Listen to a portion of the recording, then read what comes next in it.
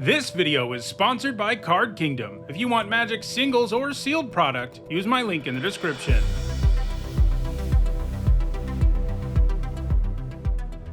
Hi everyone, I'm Nitsahone, and with this video I'm continuing with my Avatar The Last Airbender set review. I've already looked at the multicolored, colorless white, blue, and black cards, and in this video we're going to look at the red ones. For each of these cards I'll discuss how I think they'll perform in limited, that means draft and sealed, and I'll punctuate each evaluation with the letter grade. If you're new to my set reviews and unsure of what my letter grades mean, you can find a guide in the description for the video. There are some important things to keep in mind as I review these cards. First, because we're only talking about draft and sealed, I'm only going to be talking about cards that can be found in play boosters. This set has supplementary products that have cards that aren't in play boosters, like cards from the Eternal Legal set, so if there's a card that is missing from this video, it's probably not in play boosters. There is a bonus sheet in play boosters, but it's very rare, with one appearing in every 26 packs, so I'm going to address them in the last set review video. These are also my evaluations of these cards before actually playing this new limited format, because my goal is to have my set review done for you in time for the pre-release, and that means I'm going to be wrong about some stuff, but as the format comes into focus,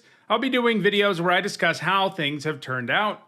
Lastly, I want to let you know that there are some set review related perks for being a channel member or a patron. You get access to my ongoing set notes during preview season, and you'll also get a spreadsheet with all of my grades once a set review is complete. If those perks interest you, check out the description where you can find out how to support the channel using one of those methods. Alright, without further ado, let's dive in with a look at the red cards in Avatar The Last Airbender. First up, it's Porcupine, which for 2 generic and a red is a 2/2 Boar Porcupine at common. Whenever you cast a non-creature spell, you put a +1/+1 counter on this creature. I have a really hard time these days getting behind a card that has a Grey Ogre starting point, that is a 3-mana 2/2, unless it comes with some kind of enters trigger, because it's just so inefficient that it can easily die to 1-mana cards, be attacked into easily by 1 and 2 drops, and so forth. Creatures are just more efficient these days. And sure, this can grow, but even with 1 counter on it, you're not really going to feel like you're getting there. You need to get more counters than that before it feels like you're getting a decent deal, and that's asking a lot. It seems like just about every 3-mana 2/2 that can grow when X happens that we've seen in the last, 3 years has ended up being a pretty mediocre limited card or worse, and I think this is another one. It's just too inefficient. I'm giving it a D+. Next up, it's Boomy Bash, which for 3 generic and a red is a common sorcery. It says choose one. Boomy Bash deals damage equal to the number of lands you control to target creature, or destroy target land creature or non-basic land. This will basically never feel efficient, no matter which mode you use. Destroying a land, even in a set with Earthbend, isn't super relevant, especially because most of the time the first mode can also destroy an animated land, and destroying a non-basic land is even less relevant. So you're mostly leaning on that first mode, and it's one that's never amazing. It can kill things to be sure, but gets really bad when you miss land drops and caps at like 4, which definitely happens. It's just a C. Next up, it's the Cave of Two Lovers, which for 3 generic and a red is an uncommon enchantment saga. Chapter 1 gives you 2 1/1 white ally creature tokens. Chapter 2 lets you search your library for a mountain or cave card, reveal it and put it into your hand and then shuffle. And Chapter 3 Earthbends 3. That means target land you control becomes a 0/0 creature with haste that's still a land. Put 3 +1/+1 counters on it. When it dies or is exiled, return it to the battlefield tapped. This looks quite good. It gives you 2 bodies up front, then draws you a card, albeit pretty much always a mountain. There is 1 cave in this set, but most of the time getting a mountain is just going to be better. But a card is a card whether you draw a cave or a mountain, and this can even animate that card on your next turn. That's pretty close to a 3-for-1, and it's hard to ever feel upset about that much value coming from a single card, especially when it adds to the board up front, which is the shortcoming of a lot of sagas, that they take a while to actually give you something on board. This one doesn't. I'm giving it a B. Next up, it's Combustion Man, which for 3 generic and 2 red is a 4/6 legendary human assassin at uncommon. When it attacks, you destroy target permanent unless its controller has Combustion Man, deal damage to them equal to his power. These stats are okay for 5 mana, and I think the attack trigger is better than most versions of this effect since you get to choose the permanent they make a choice about. Meaning, you can often leverage things decently enough. There still will be times where it's an easy choice for your opponent and not really worth the attack. He doesn't give you anything up front, and that's always a problem these days in limited, so I think is a C-. Next up, it's Combustion Technique, which for 1 generic and a red is an uncommon instant lesson. It deals damage equal to 2 plus the number of lesson cards in your graveyard to target creature. If that creature would die this turn, exile it instead. So the baseline here of a 2 mana deal 2 that exiles the thing it kills is fine. That would be like a C. And it's not going to be that hard to make this even better. Even if you just have 1 lesson in your graveyard, this goes all the way up to being a B. And in the later game, it's going to be incredibly efficient. Also love that it's a lesson that is also a lesson payoff. That always helps upgrade cards when they're both enablers and payoffs. So I think this is a B.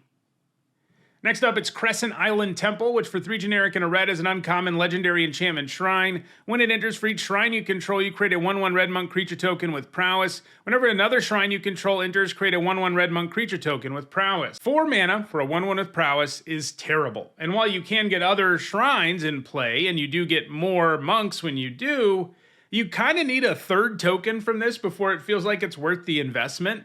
And I'm just not much of a believer in the shrine build-around deck in the format. Having 1 shrine in each color at uncommon, most of which don't add to the board or add to the board in a very weak fashion like this does, just isn't enough for a shrine deck to be viable. You also need really good mana to play all those shrines, so I just think these are mostly a trap for this limited format, and I think this one's an F. Next up, it's Cunning Maneuver, which for 1 generic and a red is a common instant. Target creature gets +3/+1 until end of turn, create a clue token. This is a little more expensive than an ideal trick, and the lack of a substantial toughness boost can be a problem, but that gets made up for significantly by this card giving you a clue, which means it has 2-for-1 potential, though I still don't like that your creature can only survive combat with this thing a smallish percentage of the time. The best clues allow a creature to survive combat with just about anything, even if it's significantly larger than it is. This isn't really going to do that. Your creature needs to have already pretty high toughness, depending on what it's lining up against, for it to survive. And sure, getting the clue helps make up for that. You don't get completely blown out. It's not a straight up 2-for-1 if your creature dies in the process, but it's not that good either. So I think it's a C-. Next up, it's Deserter's Disciple, which for 1 generic and a red is a 2/2 human rebel ally at common. You can tap it, and another target creature you control with power 2 or less can't be blocked this turn. Even though this can enable firebending a little bit, and it has the ally creature type, I don't think it's very good.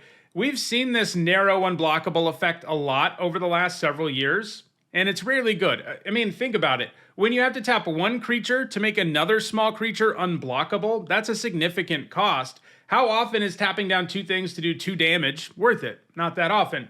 Sure, sometimes it'll do some stuff, and it can get a little bit interesting with fire breathing, and it can get a little bit interesting with firebending, like if you really need firebending mana and you can send in a small creature and get some, yeah, that's a thing, but that's still a pretty narrow use case. This just feels like a 2-drop you only run when you just don't have anything better. So I think it's a D. Next up, it's Fated Firepower, which for X and 3 red mana is a mythic rare enchantment with flash. It enters with X fire counters on it. If a source you control would deal damage to an opponent or a permanent opponent controls, it deals that much damage plus an amount of damage equal to the number of fire counters on this enchantment instead. This having flash is neat since you can envision flashing it in with like 3 counters and adding a bolt to everything you do. Paying 2 for X isn't bad either. I do think paying 1 for X probably isn't worth a card, and that does make it more narrow, as does the whole triple red thing. The idea here is to use your firebending to make X massive, and if you're having a turn where you've attacked with a bunch of firebenders and you can make X huge, that kind of synergizes with itself, which is pretty cool. This can definitely end games out of nowhere, but it's a card that does absolutely nothing on its own. It needs a hefty mana investment to really go off, and it's hard for me to really get behind that kind of card in Limited. I'm starting it at a D. Next up, it's Fire Nation Attacks, which for 4 generic and a red is an uncommon instant. Create 2/2 red soldier creature tokens with Firebending 1. That means when the creature with Firebending 1 attacks, you add red mana, and that mana lasts until end of combat. And it also has flashback for 8 generic and a red.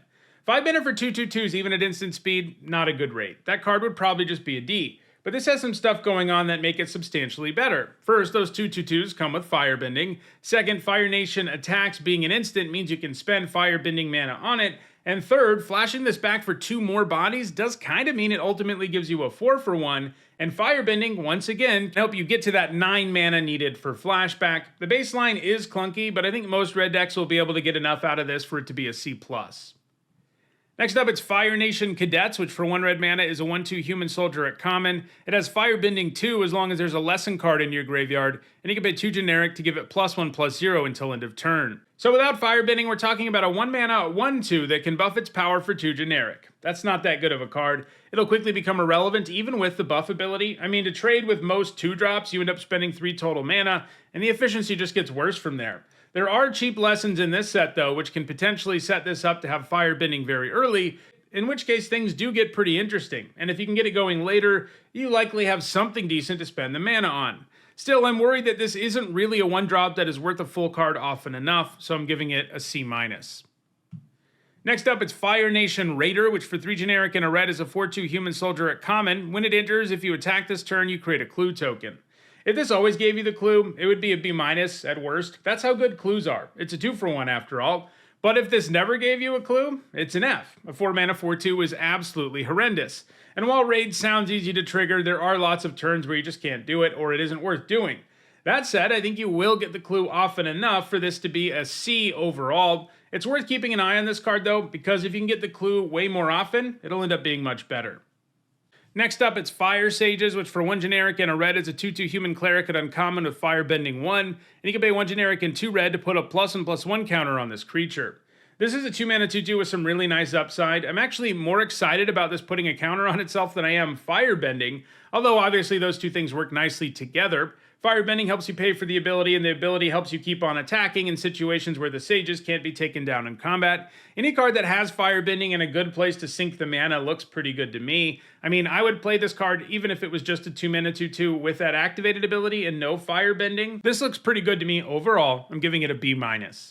Next up, it's Firebender Ascension, which for 1 generic and a red is a rare enchantment. When it enters, you create a 2/2 red soldier creature token with firebending 1, and whenever a creature you control attacking causes a triggered ability of that creature to trigger, put a quest counter on this enchantment. Then if it has 4 or more quest counters on it, you may copy that ability. You may choose new targets for the copy.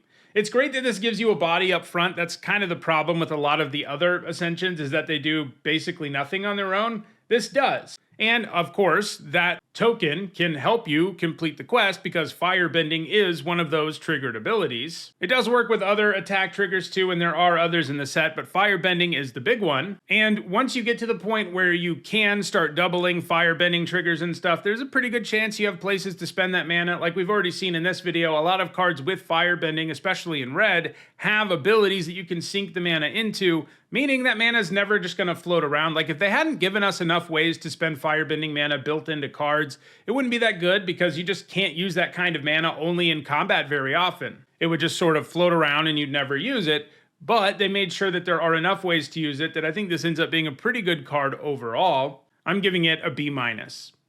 Next up, it's Firebending Lesson, which for 1 red mana is a common instant lesson with kicker for 4 generic. It deals 2 damage to target creature, and if this spell was kicked, it deals 5 damage to that creature instead. 1 mana to do 2 at instant speed is a card you always play in limited, and the whole package here is kind of like Burst Lightning in that it can still be useful in the late game because you can kick it.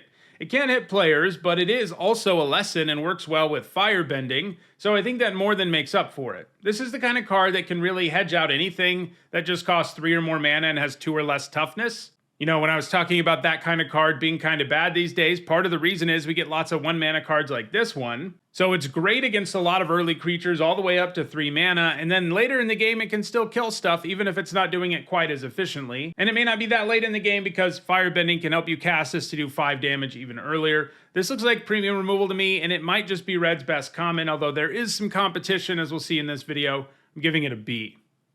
Next up, it's Firebending Student, which for 1 generic and a red is a 1/2 human monk at rare with prowess. It has Firebending X, where X is this creature's power. A 2 mana 1/2 with prowess is kind of okay, and obviously Firebending can help you trigger prowess more, and sometimes you can get some insane mana out of her, but there will be times when she's not much more than a 2 mana 1/2, and those will be a little too frequent for her to be anything special. She's one of these cards that has Firebending, but not a built-in way to use it, which I do think hurts her stock. I'm giving her a C. Next up, it's How to Start a Riot, which for 2 generic and a red is a common instant lesson. Target creature gains menace until end of turn. Creatures target player controls get +2/+0 until end of turn. This kind of card is usually a little too all or nothing to work in your typical limited deck. Like, you can only really get something meaningful out of this when you've gone pretty wide, and generally only when you're, like, attacking with everything. Menace does make it easier to find lethal with that than other Trumpet Blast effects, but the times where we've seen this card kind of work usually involve it giving you some sort of value for your fail case, like some rat tokens or a clue token, and this doesn't do that. It can be paid for with firebending mana, of course, and that helps, but not enough. I think it's just a D+ because it's so narrow. Next up, it's Iroh's Demonstration, which for 1 generic and a red is an uncommon sorcery lesson. It says choose one. It deals 1 damage to each creature your opponents control, or it deals 4 damage to target creature. This is really good. You know, when I first saw this card and I read the first mode and saw the number 4 in the next line, I assumed the second line would just be like 4 direct damage to the opponent. But no, it's straight up removal and very efficient, and it has the upside of wiping away lots of small stuff sometimes. It's a sorcery, of course, so blowouts will be rare, but the efficiency is impressive. Throw in the lesson upside, and I think this is a B. Next up, it's Zhong Zhong, the Deserter, which for 2 generic and a red is a 2/3 legendary human rebel ally at uncommon with firebending 1. It has Exhaust, which means you can only use this ability once, and you can pay 3 generic to put a +1/+1 counter on Zhong Zhong, and when you next cast a lesson spell this turn, copy it, and you may choose new targets for the copy. I wouldn't count on consistently being able to exhaust this and cast a lesson in the same turn, even with firebending. It's doable. There are cheap lessons. I'm just saying you're going to find yourself needing to use this for other reasons before you have that kind of mana a decent chunk of the time. But the good news is a 3 mana 2/3 with firebending that can put a counter on itself for 3 mana is pretty decent anyway, and occasionally you'll spike a lesson spell and things will go crazy. I think it's a C+. Next up, it's Jet's Brainwashing, which for 1 red mana is an uncommon sorcery with kicker for 3 generic. Target creature can't block this turn. If this spell was kicked, gain control of that creature until end of turn, untap it, and it gains haste until end of turn. Create a clue token. So just the can't block mode is playable in a lot of decks, like spell decks and aggro decks, as you pay 1 mana for the effect and get a clue, which is fine. You can't always take advantage of something being able to unable to block, of course, but the fail case is okay, and then it has the upside of being a threaten effect, and I'd pretty much always want to play a 4 mana threaten plus clue in a lot of red decks too. So basically this has a fine floor and can really turn a game on its head. Obviously, like all of these effects, it gets better when you can sacrifice the thing you steal, but even if you can't, the rate here is pretty good. I'm giving it a C+. Next up, it's the Last Agni Kai, which for 1 generic and a red is a rare instant. Target creature you control fights target creature an opponent controls. If the creature the opponent controls is dealt excess damage this way, add that much red mana. Until end of turn, you don't lose unspent red mana as steps and phases end. 2 mana for a fight effect alone, not great, especially when the effect doesn't buff your creature at all to help it punch above its weight class. However, this being an instant that can be cast with firebending and a potential source of additional mana, including mana that you can hold on to into your main phase, even if that mana is from firebending, probably does enough to elevate this into a quality card in pretty much any red deck. You're not always going to be able to use that mana though, and it's kind of an inefficient removal spell too, so it's nothing insane, giving it a C+.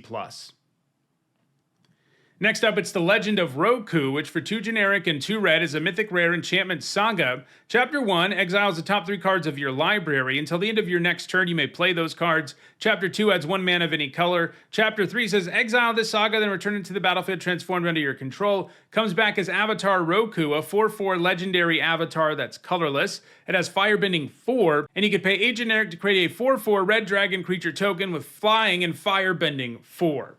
So this does not add to the board right away, but it does give you some pretty insane value, including potentially a 3-for-1 up front, before turning into a very threatening creature that can spit out dragons with a little bit of setup. And that setup is more likely when you got access to 3 extra cards.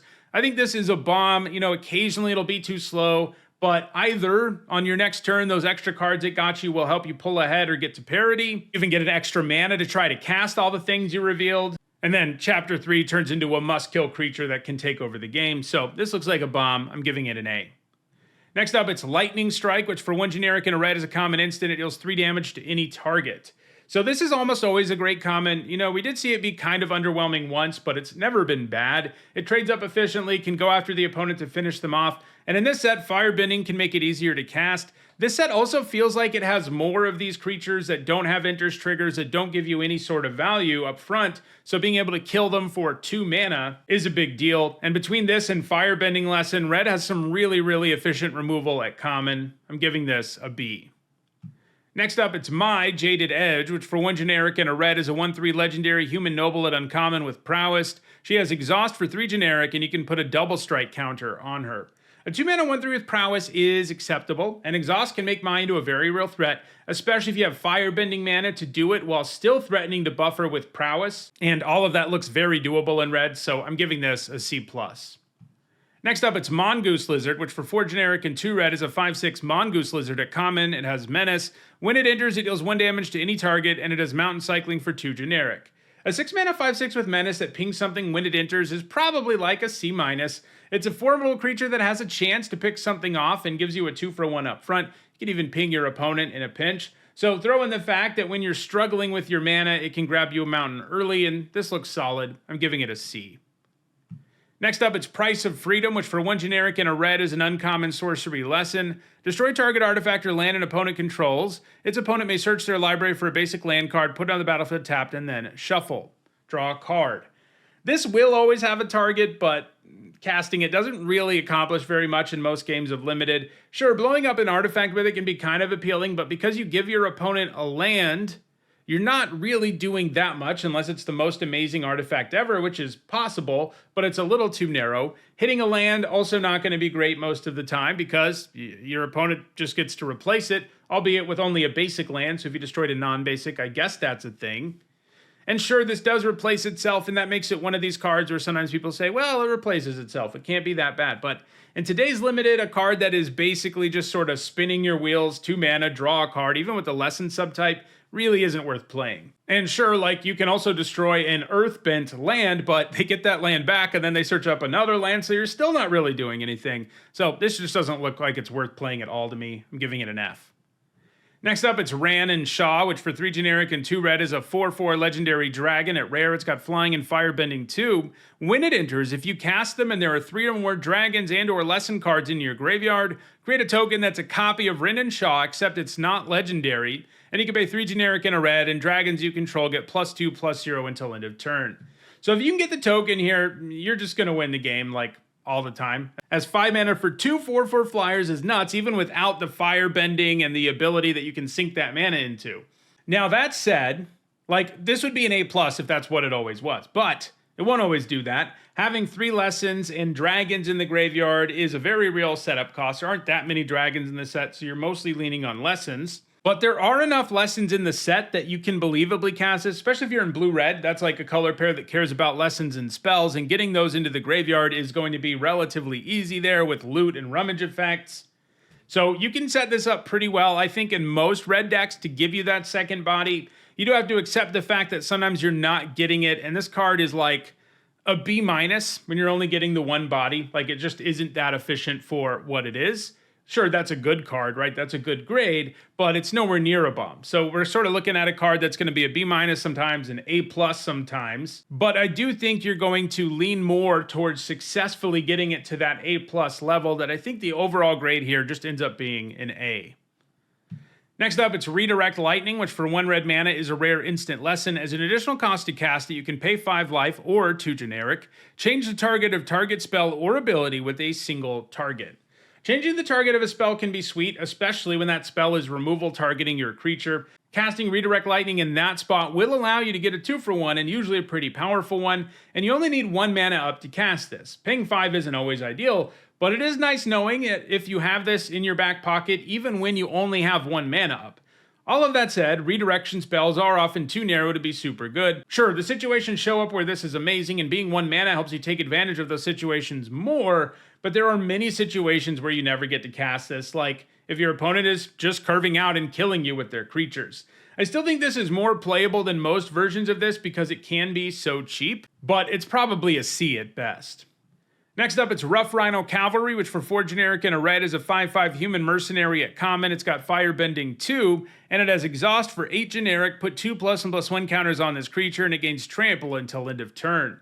A 5 mana 5/5 is kind of okay, and exhausting this won't be too hard thanks to firebending, so it's a 5-drop that can turn into a very, very real late game threat. The baseline is still pretty medium though, giving it a C. Next up, it's Solstice Revelations, which for 2 generic and a red is an uncommon instant lesson. Exile cards from the top of your library until you exile a non-land card. You may cast that card without paying its mana cost if the spell's mana value is less than the number of mountains you control. If you don't cast that card this way, put it into your hand, and this has flashback for 6 generic and a red.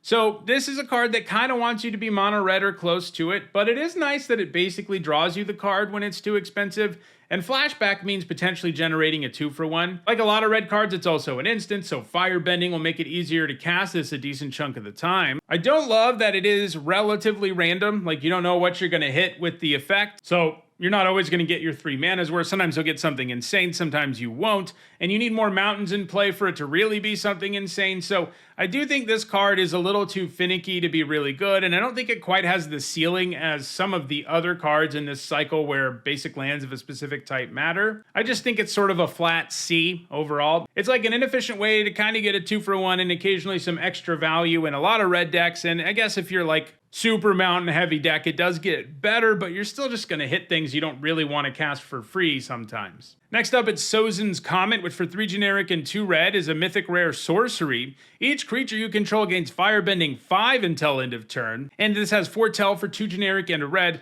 That means you can pay 2 generic and exile it from your hand face down and cast it on a later turn for its foretell cost. Even in a set that it's set up for you to spend mana during combat with firebending, this is just not going to be very easy to set up for success in limited. First, you need creatures who can attack. Second, you need something to spend the mana on. And sometimes you will get to do something truly absurd, especially because foretell can help you cast it more cheaply. But more often than not, this effect won't be usable or will be meaningless or it won't be worth a full card because you just don't have anything to spend all that mana on. It's a card that does stone nothing on its own. You just need things to line up a little too much for this to really go off, so I think it's probably just an F. Next up, it's Tiger Dillo, which for 1 generic and a red is a 4/3 cat armadillo at uncommon. It can't attack or block unless you control another creature with power 4 or greater. It's a bummer that this is irrelevant on a board without a 4-power thing. Even in a deck keyed in on that kind of thing like red-green is, it's going to happen a reasonable chunk of the time that this may as well not be on the board. Just imagine your opponent killing your other power 4 or greater creature and attacking you. Like, that's a horrible turn for you. That's going to happen. And I don't think the payoff here is really worth the risk most of the time. I'm giving it a D. Next up, it's Treetop Freedom Fighters, which for 2 generic and a red is a 2/1 human rebel ally at common with haste. When it enters, you make a 1/1 white ally creature token. This is a good rate. I mean, I like adding a body to the board that can often just smash in. You still keep a body back on defense because of the ally it gives you. It's one card that gives you 2 allies, which is definitely something you want in ally decks and something you want in go wide decks, both of which are things in red. So it just seems like it checks a lot of boxes and gives you a pretty good deal for what it's giving you. Looks like a good common, giving it a C+. Next up, it's Twin Blades, which for 2 generic and a red is an uncommon artifact equipment with flash. When it enters, attach it to target creature you control. That creature gains double strike until end of turn. The equipped creature gets +1/+1, and it can equip for 2 generic. So this is Embercleave, minus the trample and cost reduction and permanent double strike. And while those things are part of what made Embercleave absurd, this offering what it does still makes it an interesting card. It can win a creature tons of combats, do lethal out of nowhere, and trigger prowess and the like, while also leaving behind at least the +1/+1 buff. It still falls well short of Embercleave, but I think it's definitely solid for aggro decks. I'm giving it a C. Next up, it's Ty Lee Artful Acrobat, which for 2 generic and a red is a 3/2 legendary human performer at uncommon with prowess. When Ty Lee attacks, you can pay 1 generic, and when you do, target creature can't block this turn. Making something unable to block for 1 generic is a pretty good deal. Obviously, you can spend firebending mana on that, so it may be super easy. And that assists Ty, but not only your other creatures too. And sometimes curving out and then doing that can just kill your opponent in a matter of turns. I don't love the 3 mana 3/2 starting point for reasons I've mentioned in this video, but prowess does help with that to an extent, and the upside is worth the risk here. I'm giving it a C+. Next up, it's War Balloon, which for 2 generic and a red is a 4/3 vehicle at uncommon. It's got flying. You can pay 1 generic to put a fire counter on it. If it has 3 or more fire counters on it, it's an artifact creature, and it has crew 3. This has a cool design. Obviously, crewed normally, this is not good. However, putting fire counters on it is extra easy thanks to firebending, so it isn't like you have to go out of your way to turn it into a creature. I still don't think it's great. Like, imagine this were just straight up a 3 mana 4/3 flyer, and that's all it was. How good is that in today's Magic? Probably like a B-. You know, that's like the ceiling here. And that might even be an exaggeration because it's a card that doesn't give you some sort of permanent value when it enters or when it dies. It's just always given you a card of value, and that card of value is just like a reasonably efficient creature. This takes significantly more setup than a 3-mana 4/3 flyer that has no other text in the box, because you've got to put fire counters on it, which, while easy, is still something you need to do, or you need to crew 3, which is really not something you want to do. So once we think about it that way, it's pretty clear this isn't anything special. I'm giving it a C-. Next up, it's Wartime Protesters, which for 3 generic and a red is a 4/4 human rebel ally. At rare, it's got haste. Whenever another ally you control enters, you put a +1/+1 counter on that creature, and it gains haste until end of turn. You're playing a 4-mana 4/4 with haste 100% of the time, and this thing will be able to buff your other creatures and send them in immediately pretty often. There are lots of allies in the set. While it doesn't have an enters trigger, haste kind of functions as one, since it means this comes down and does something immediately before your opponent usually has a window to destroy it, and of course it can give you tons of value thereafter. This set has so many allies that this can really go off. It's a kind of card that you kind of need to kill when you see it, and if you don't, you're probably going to lose, and even if you do, it might have already hit you for 4, and all of that makes it a really good card. I'm giving it a B+. Next up, it's Yuyan Archers, which for 1 generic and a red is a 3/1 human archer at common with reach. When it enters, you can discard a card, and if you do, you draw a card. This is a solid little 2-drop. Can trade for lots of stuff more expensive than it is, and it gives you some decent value up front. Rummaging can really smooth out your hand in a big way while also helping with synergy, like getting a lesson into your graveyard. I'm giving this a C. Next, it's Zhao, the Moonslayer, which for 1 generic and a red is a 2/2 legendary human soldier at rare. It's got menace. Non-basic lands enter tapped. You can pay 7 generic to put a Conqueror counter on him, and as long as he has a Conqueror counter, non-basic lands are mountains. So he does the Blood Moon thing, fittingly enough. In limited, this is 99% of the time just a 2-mana 2/2 with menace, but the good news is, that's a solid card. Occasionally, his ability to hate on non-basics will matter, but it's way more likely that it doesn't come up at all in your draft than it is that it comes up a single time. Still, he's a very nice aggressive 2-drop that has some upside. I'm giving him a C+. And our last red card is Zuko, Exiled Prince, which for 3 generic and a red is a 4/3 legendary human noble at uncommon with firebending 3, and you can pay 3 generic and exile the top card of your library, and you can play that card this turn. So this basically reads, when this attacks, exile the top card of your library, you may play it this turn. That's because the firebending mana will allow you to pay for that ability. And that's a pretty good attack trigger, even on an underwhelming 4-mana 4/3, and obviously the ability is even more flexible than that because you can use the mana on other stuff, or use the ability more than once if you have tons of mana. Keep in mind, it does only say until end of turn instead of until the end of your next turn, like more powerful versions of this effect do.